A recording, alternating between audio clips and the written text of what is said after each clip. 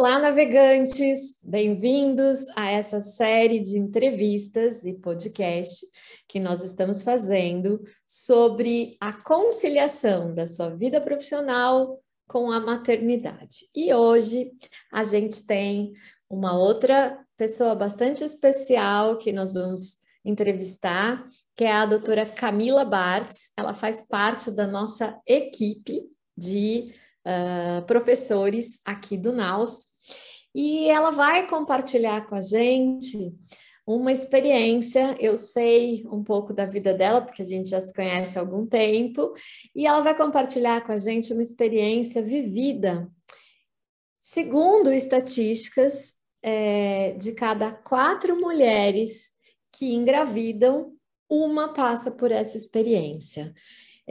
Na época que eu comecei a aprender Doppler, eu fiquei chocada, porque 30% das gestações iniciais que a gente pegava para fazer o estudo em espécie humana, eu fiquei sabendo que 30% não ia a termo.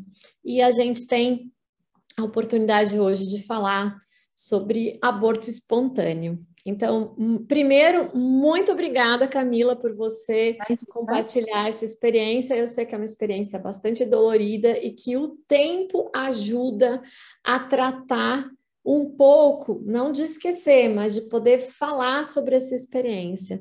Então, eu queria que você contasse para a gente em que época isso aconteceu na sua vida, você já trabalhava e de que maneira isso impactou na sua vida profissional. Bom, gente, é um prazer estar aqui. E assim, embora não seja o assunto, não são fraldas e bonecas, né? É um assunto um pouco mais delicado. Eu acho muito importante a gente falar sobre isso, né? Porque como a Sibeli falou, é muito comum.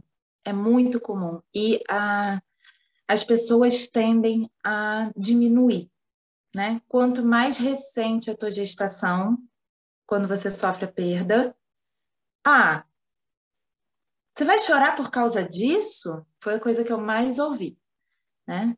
Na verdade, assim, eu engravidei em 2017. Assim, do que eu me lembro da minha vida, eu já trabalhava, tá? E eu não queria engravidar, porque eu achava que era incompatível a maternidade com a minha rotina de trabalho. E o meu marido, ele já tem um filho, né? Então, eu achava que a minha vida estava muito tranquila, porque eu era madrasta, né? Eu era madrasta sempre, mas eu era mãe a cada 15 dias, né? No fim de semana que o filho dele estava com a gente. Então, para mim isso estava ótimo. Até que um belo dia eu me vi grávida, né? Eu que descobri, fazendo ultrassom em mim. E eu, em seguida dessa descoberta, né, algumas semanas depois, eu estava olhando assim, eu estava achando que eu estava vendo 2 vesículas gestacionais. E, na verdade, era uma vesícula gestacional e um hematoma. É chamado de hematoma retrocoriônico, né, ou hematoma de sítio, eu acho que é sítio ovulatório, se eu não me engano, mas é onde a placenta vai aderir no útero, né? E tinha um hematoma ali por trás. Então, isso prejudica a vascularização para o feto, né? No caso, ainda era um embrião. Na época, eu estava até já com uma viagem marcada para fazer um curso no NAUS. E no dia que eu descobri, eu tive um pequeno sangramento, fui ao hospital e aí descobri isso, e daí foi dali para a cama. Foi repouso absoluto, né? Então, assim, isso me impactou na hora em relação ao trabalho, porque eu não me preparei, né? Eu simplesmente descobri uma gravidez que logo em seguida já me colocou de cama, né? E eu fiquei de cama aí um mês mais ou menos, né? Mas cá Tomando entre muito. nós, eu acho que nenhuma mulher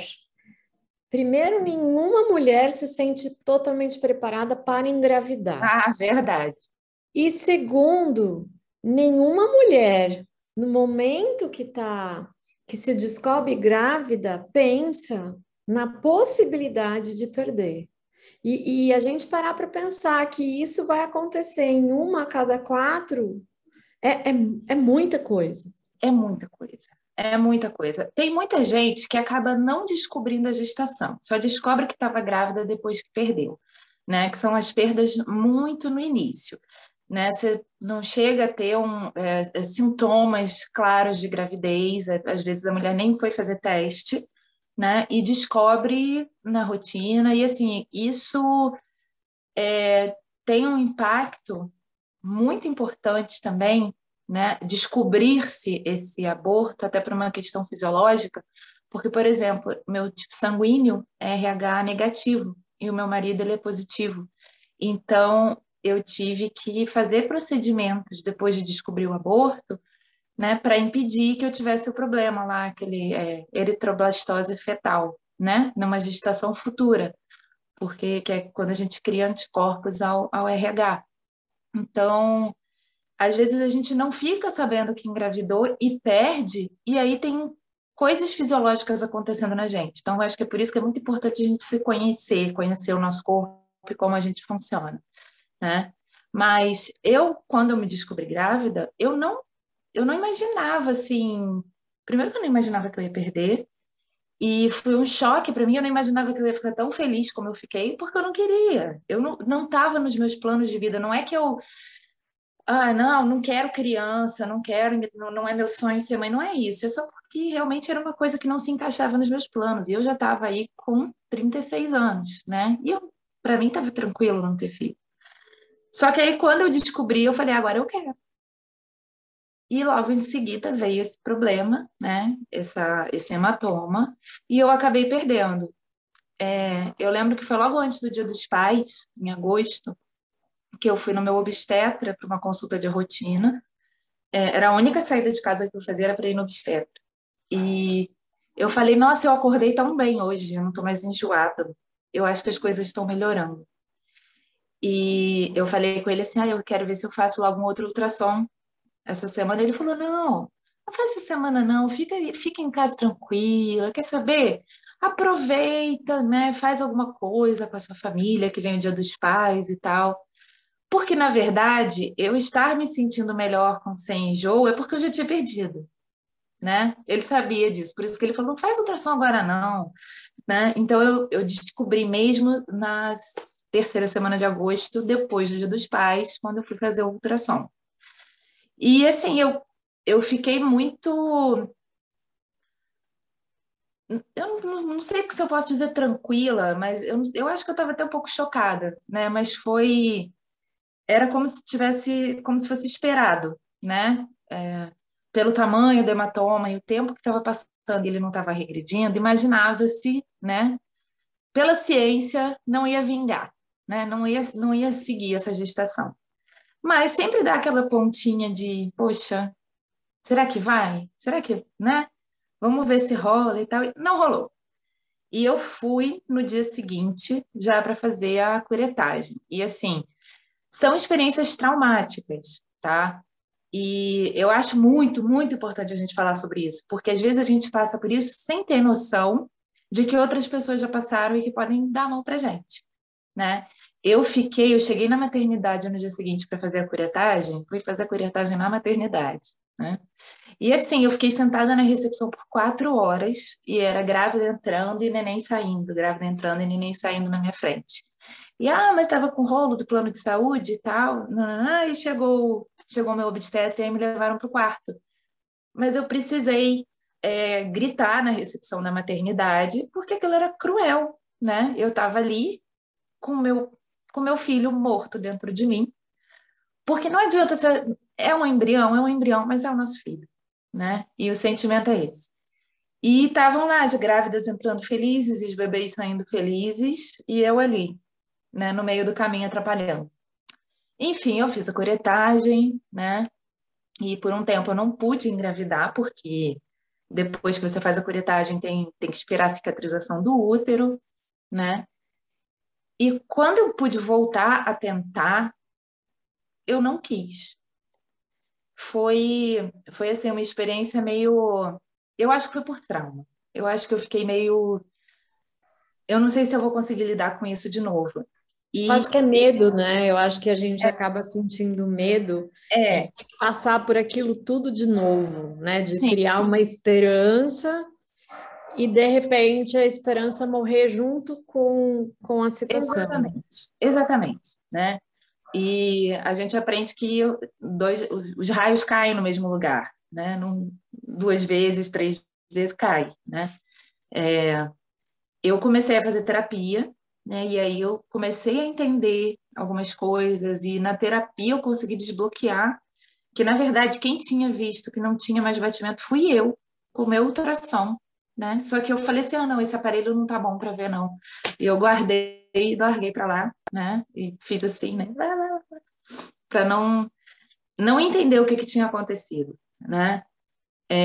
E aí eu consegui ir me habituando com a ideia de que a vontade de ser mãe estava plantada em mim. E aí eu passei a querer, né?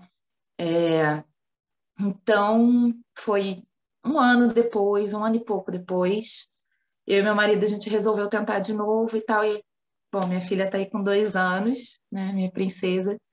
Mas o que que isso me ensinou em relação ao que eu conheço de mim e no que isso interferia na minha vida, né? Eu, o que eu acho hoje não é que eu nunca quis ser mãe. Tem um monte de mulher que não quer ter filho, não quer ser mãe, não quer gestar, não quer adotar. E, gente, está tudo bem. A gente tem que também parar de ficar perturbando quem não quer. Tem gente que tem consciência de que não quer. Eu acho que no meu caso não era uma questão dessa consciência. Era simplesmente sair para trabalhar às 7 da manhã, voltar às 8 da noite e falar onde que eu vou encaixar um filho aqui. Não dá para eu encaixar um filho aqui, né? Quando eu tive essa gestação né, a minha primeira gestação que chegou de sola comigo me botando de cama, eu parei para pensar assim, nossa, tem que ficar de cama? Tem que ficar de cama. Ah, mas e quem que vai atender nos seus horários na clínica? Alguém, ninguém, né? A gente avisa, não dá. Aí a outra coisa que veio, a gente não é insubstituível. Né? Vai aparecer alguém que vai poder cobrir para a gente e provavelmente a gente vai conseguir até voltar depois, se a gente quiser, né? E para eu fazer a minha tentativa posterior, né, de engravidar, eu fui muito mais tranquila, né, muito mais serena, porque a gente não é o trabalho da gente, né? A gente às vezes tem essa mania de se autodefinir como, não, o que que você é? Eu sou veterinária. O que que você é? Eu sou ultrassonografista, né? Ah, não, eu sou a Camila. Eu tenho um monte de facetas, né? Todo mundo tem um monte de facetas. E a parte profissional é muito legal, é muito bom, é muito gratificante trabalhar com aquilo que a gente ama, mas não é o que define a gente, né? E não pode ser também o que toma conta da nossa vida toda. A gente tem que ter as outras coisas, a vivência com a nossa família, né? E aí eu descobri que, bom, se eu quero realmente ter um filho, eu vou ter que fazer tempo para isso, né? Tem eu não lembro agora, mas como colocar prioridades, né? Como definir prioridades, a gente pega um jarro e pega bolinhas de vários tamanhos, né? A gente começa botando as bolinhas grandes, depois a gente bota as bolinhas médias, depois a gente vai botar as menores e depois uma areia, que vai preencher o resto do tempo ali, o resto do espaço dentro desse jarro. A gente não pode começar com o que é fino, com o que é pequeno para a gente tem que começar com o que é grande. E aí eu acho assim, o trabalho pode ser grande? Pode ser enorme. Não vai ser só ele, mas ele pode ser grande na nossa vida. Então ele vai entrar ali primeiro nesse jarro. Na minha vida eu decidi que ser mãe tinha virado a minha bolinha maior para botar dentro do jarro, né?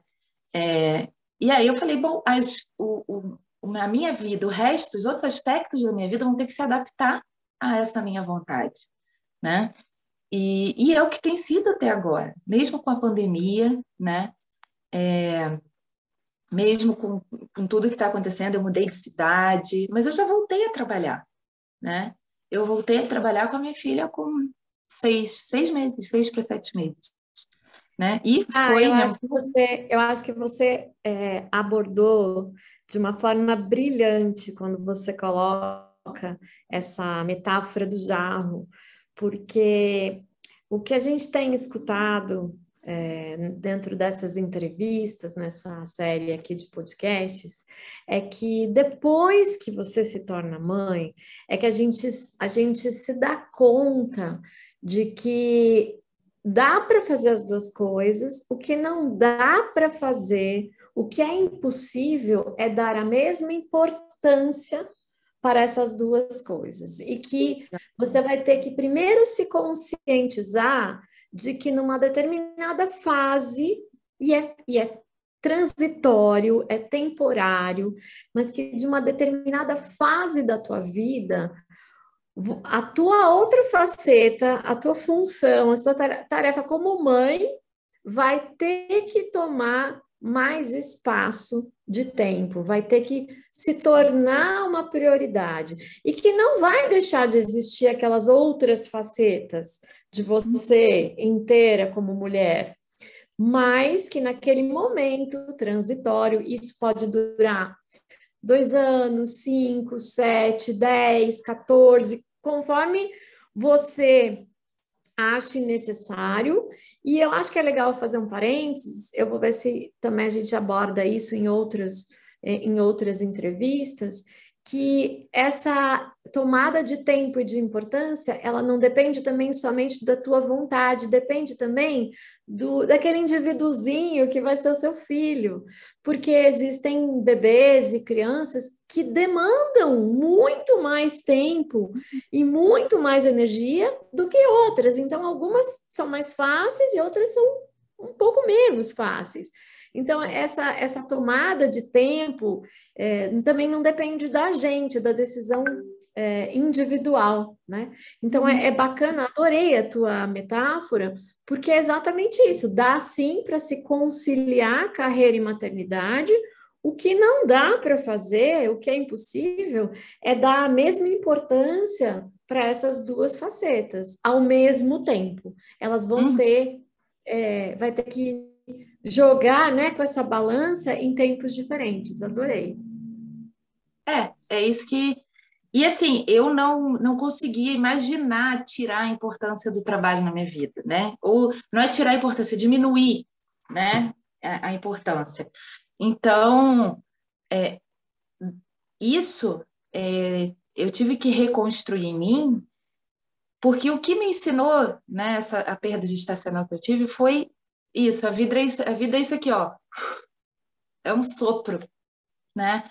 Então a gente faz planos, né? É claro que é muito bom fazer planos, eu vivo de fazer plano, mas às vezes os planos mudam no meio do caminho, né? Podem ser alheios à nossa vontade, pode ser uma mudança que vem da gente ou que vem de fora e a gente tem que aprender a lidar com ela, né? Então, eu passei eu acho que eu mudei o tamanho das coisas na minha vida, sim. Qual que é o tamanho da minha função, da minha necessidade de sair para ir trabalhar, né? De eu me aplicar, né? Na época eu estava ainda até no auge dos cursos, né? E eu parei, eu cheguei aí grávida algumas vezes, né? Mas quando a companhia aérea não deixou mais embarcar, eu não fui. E assim, e tá tudo bem. E aqui, eu tô aqui, ó. Tô aqui com a equipe, né? As coisas estão voltando e às vezes, em alguns momentos, o trabalho entra mais, em alguns dias, por exemplo, amanhã eu já enchi uma agenda, né? Mas aí, em compensação, no resto do feriado eu não vou trabalhar, até terça-feira. Então, é isso. Olha, eu adorei o teu compartilhamento dessa experiência. Só para a gente terminar, que você falaria para quem está passando nesse momento por essa experiência traumática que você passou? Vale a pena se segurar na vida profissional? Porque às vezes a gente acaba usando a vida profissional como muleta. Que outro conselho você daria? Existe algum grupo de apoio? Existe Você falou que você procurou apoio Uhum. psicológico, apoio emocional. O que que você aconselharia para quem está passando por essa experiência nesse momento? Bom, eu, na época, né, eu procurei terapia, eu fiz terapia com uma psicóloga, também procurei psiquiatra, ela me indicou para um psiquiatra, né, foi, assim, foi vital para eu conseguir voltar a andar com as minhas pernas e voltar a ser eu mesma, né, e depois eu conheci um grupo, né, e na verdade tem N grupos, né, é um grupo que é um grupo de mães e gestantes e tentantes, né? Tem isso aí, tem tudo que é lugar, tem na internet. O que eu faço parte é coordenado por pela doula que me atendeu depois na minha gestação, né? Na minha segunda gestação. E eu vou até hoje. Todo mês a gente tem um encontro que está sendo online,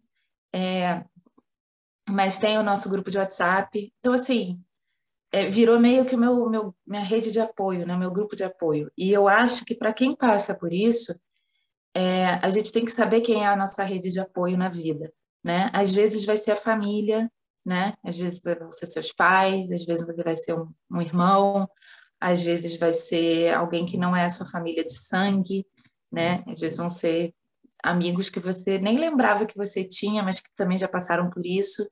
Então, o que me ajudou muito foi falar, né? Nesse grupo de apoio, toda oportunidade que eu tive de botar isso para fora, isso foi mudando a perspectiva na minha cabeça, né, de tudo que tinha acontecido. Então, isso me ajudou muito. E conversar com outras pessoas que passaram por isso ajuda bastante, porque o tempo não cura, sabe? A perda de um filho é a perda de um filho. E, assim, eu conheço mães que perderam, assim, com 2 dias de vida, né? Crianças que lá com a pegar 10 no parto, e morte súbita, né? Morte súbita do neonato, isso acontece, infelizmente isso acontece. E é interessante a gente conversar com as pessoas que passaram por coisas parecidas com que a gente passou, né? Porque a gente não se sente mais tão sozinha. E a gente consegue falar das loucuras que passam na nossa cabeça sem se sentir julgada, né? Porque tem coisa que parece que, se você não viveu a situação, fica mais difícil de entender, né? E, poxa, como assim, gente? Um negócio que acontece com uma em cada 4 mulheres gestantes, né? É muita gente para a gente se sentir sozinha, né? Inclusive, eu me coloco à disposição, quem quiser me procurar, à vontade, eu sou todo ouvidos. Sou todo ouvidos e toda falar também, né? Que eu falo pra caramba. Mas é, eu acho muito importante isso. Tem gente que acaba indo também, que recorre ao trabalho. Eu, depois da minha perda, antes de eu procurar esse grupo de ajuda e antes mesmo de eu procurar terapia, eu fiz isso. Eu simplesmente comecei a trabalhar mais. Eu saía mais cedo de casa, voltava mais tarde. Eu comecei a atender de madrugada. Eu saía às vezes 2 horas da manhã de casa para fazer atendimento, porque eu não dizia mais não para ninguém em trabalho. E eu acho que essa foi uma forma de eu fugir de lidar com os sentimentos que eu tinha, né? Então tem que, assim, dá para a gente se fiar no trabalho para algumas coisas? Dá, até dá, mas tem que cuidar para isso não ser uma fuga, né? Tem que cuidar para. Porque quando a gente foge de um negócio grande desse, ele vai simplesmente dar a volta e bater nas nossas costas, assim, oi, você tem que lidar comigo, né? O luto volta, né? E é isso. Você falou certo, é um luto, né? É uma perda, e a gente precisa lidar com isso, precisa acolher a dor, precisa entender o que está acontecendo consigo mesmo, e a partir desse autoconhecimento, saber lidar com as novas situações que a vida vai te apresentar, né? Camila, muito obrigada por você Imagina. ter compartilhado dessa experiência. Eu sei que é uma experiência doída. Eu, de alguma forma, à distância, acompanhei alguma coisa disso. E eu sei, porque eu também passei já por algumas experiências bem doídas e que no começo é muito difícil da gente falar sobre a experiência, mas eu te agradeço imensamente porque é o que você falou, é uma experiência que acontece com muita gente para a gente não falar nada, para deixar simplesmente só falar das fraldas, das bonecas, dos carrinhos e da alegria, né? Então, que isso é uma experiência triste, é um luto, mas passa, né? Não é curado, é cicatrizado, né? Então, A acho que gente aprende é bem isso, é uma cicatriz, acaba, você vê aquela cicatriz, você sabe aquilo que você passou, mas não dói mais tanto, né? Então, é bem isso.